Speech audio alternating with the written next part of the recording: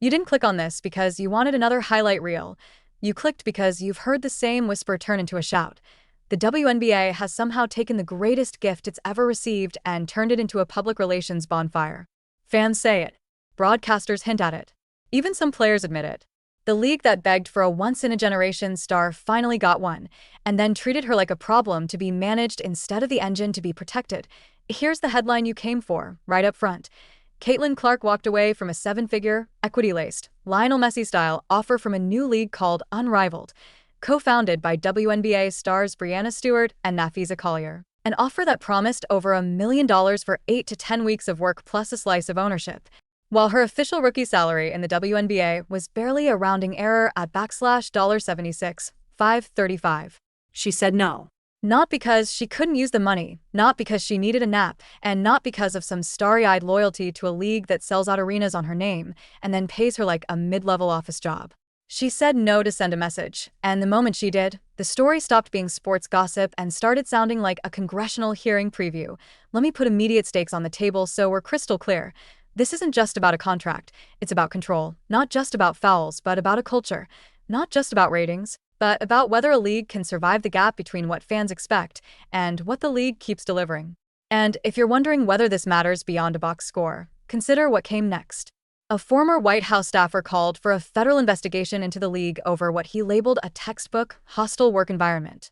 The players' union looked at the moment and said, "Enough," opting out of the collective bargaining agreement years early. Meanwhile, ratings without Clark fell off a cliff. Those are the kind of ripples that become waves, and waves that swamp boats. Here's what I'm going to unpack, and I'll prove it piece by piece. First, how the perfect, unrivaled offer wasn't a missed payday so much as bait that exposed exactly how Clark is valued. Publicly priceless, privately disposable. Then, why the real earthquake wasn't the money she turned down but the power she created by refusing it. Power that triggered calls for federal scrutiny and lit a fuse under the union. And finally, the receipts. The hits, the injuries, the Olympic snub, the ratings math nobody in marketing wants to see on a slide deck, and the quiet panic that follows when a league realizes its future is tethered to one player it can't control. Keep those three threads in mind because they tie back together at the end, and when they do, the picture isn't pretty. Ready? Good. Hold that image of the perfect offer in your head. We're coming back to it. Start with the bait. Unrivaled didn't show up with a handshake and a promise. They rolled in with the kind of package that turns heads in any sport. 8 to 10 weeks, more than $1 million, and the golden ticket, equity. Ownership. Say it plainly. Not just, we want you on the court, but we want you at the table. That's the part that makes executives sweat, because money is one thing, power is another. And they didn't whisper the reason. They said the quiet part out loud. Even inside Unrivaled, people acknowledged what fans already knew, that Clark is being exploited relative to the tidal wave of revenue and attention she's generated. When the folks launching a competitor are casually admitting the incumbent treated its biggest star like an ATM, that's not speculation. That's a confession with a bow on it. Now contrast that with the WNBA reality Clark stepped into: sold-out arenas, record TV audiences, sponsorship surges, and an official paycheck that looks like a clerical error. Expectations versus reality could be the league's motto at this point. Fans expect a professional league to protect and elevate the attraction it profits from. Reality? The attraction was told to smile for the cameras, absorb the hits, and be grateful for the exposure. You can feel the mismatch before you can measure it. So when Clark walked away from Unrivaled deal, a lot of people rushed to write easy headlines. She needs rest. She's focusing on her rookie season. She has endorsements. All tidy explanations, all deeply beside the point. Because her refusal didn't shrink the moment, it magnified it.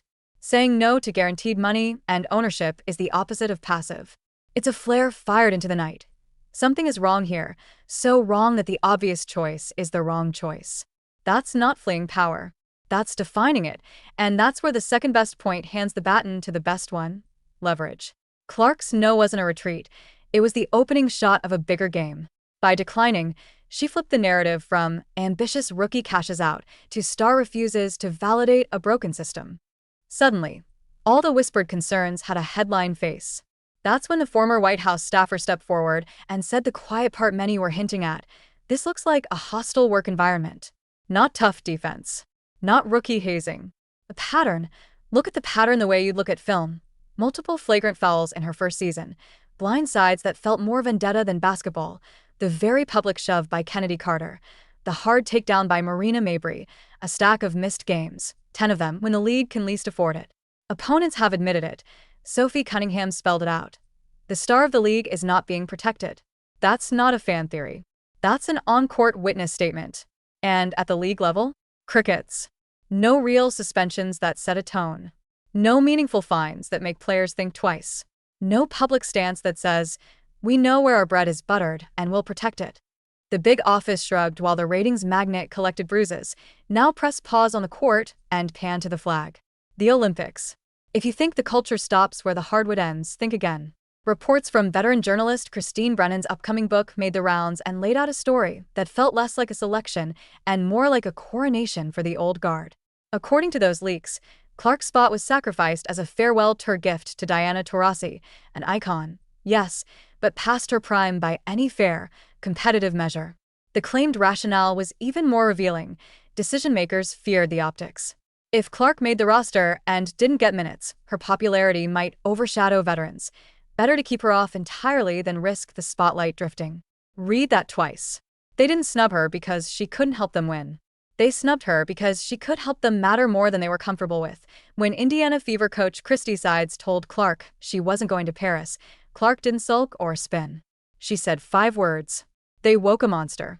File that line under, we'll come back to it, because that sentence has an echo. And if you think that was chest thumping, watch what happened next when the monster sat out. This is the part executives hate, because spreadsheets don't negotiate.